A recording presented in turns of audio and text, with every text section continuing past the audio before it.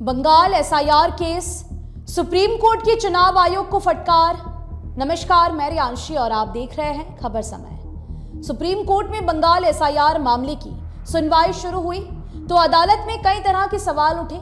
बंगाल की तरफ से वरिष्ठ वकील कपिल सिब्बल ने मोर्चा संभाला और मतदाताओं के नाम हटाने पर अपनी नाराजगी व्यक्त की, जबकि टीएमसी सांसद कल्याण बनर्जी ने बीएलए को सुनवाई से दूर रखने का चुनाव आयोग पर आरोप लगाया। चुनाव आयोग ने अदालत को बताया कि अभी तक नाम हटाने का कोई फैसला नहीं हुआ है। सुप्रीम कोर्ट ने चुनाव आयोग से जिस तरह का सवाल किया है, उसके बाद बंगाल की राजनीति में हलचल बढ़ गई है। टीएमसी हमलावर है तो वहीं भाजपा इसे अलग रंग से देख रही है।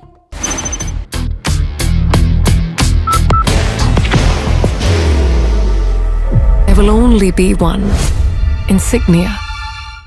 टीएमसी शुरू से ही मतदाता सुनवाई के दौरान राजनीतिक दलों के बीएलए को मतदाता के साथ केंद्र पर जाने देने की मांग कर रही है। आज सुप्रीम कोर्ट ने भी चुनाव आयोग से पूछ ही लिया कि आखिर क्या कारण है कि जब किसी मतदाता को सुनवाई के लिए बुलाया जाता है तो उसके साथ बीएलए को प्रतिनिधि के तौर पर जाने से रोका जा रहा है।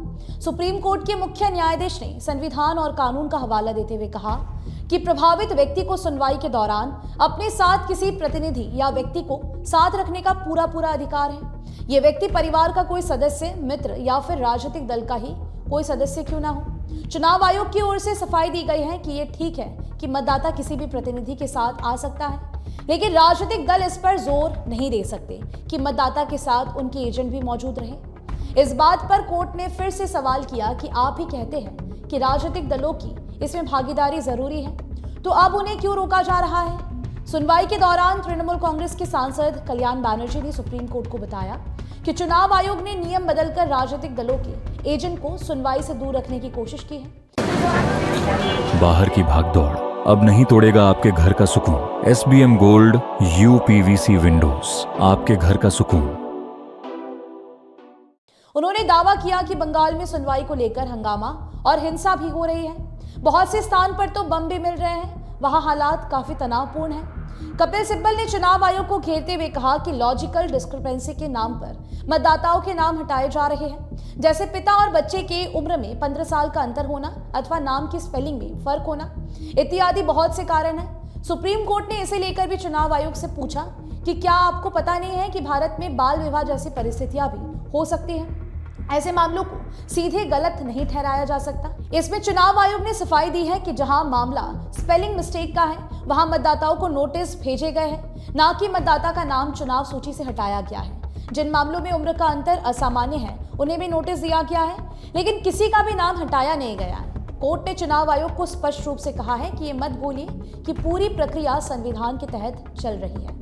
हर नागरिक को न्याय पाने का पूरा हक है, किसी के साथ कोई भेदभाव नहीं होना चाहिए। सुप्रीम कोर्ट में आज की सुनवाई को लेकर तृणमूल कांग्रेस खेमे में खुशी देखी जा रही है, तो वहीं दूसरी तरफ भाजपा की ओर से अभी कोई बयान सामने नहीं आया है।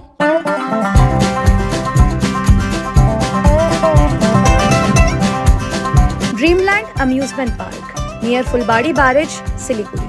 तृणमूल कांग्रेस के नेता आज की सुनवाई को लेकर संतुष्ट हैं और चुनाव आयोग से मतदाता सुनवाई के दौरान थोड़ा लचीला रुख अपनाने की उम्मीद रख रहे हैं। वैसे ये ठीक भी है कि मतदाता के साथ कोई ना कोई अभिभावक होना ही चाहिए जो मतदाता को गाइड कर सके। इस मामले में तृणमूल कांग्रेस के दृष्टिकोण को गलत नहीं ठहराया जा सकता। सुप्रीम कोर्ट ने भी यही मान लिया है। अब देखना होगा कि इस पूरी घटना को लेकर और क्या कुछ तथ्य और बातें निकलकर सामने आती हैं। फिलहाल के लिए मुझे दीजिए इजाजत। आप हमारी खबरों को YouTube पर भी देख सकते हैं। हर समय खबर समय। धन्यवाद।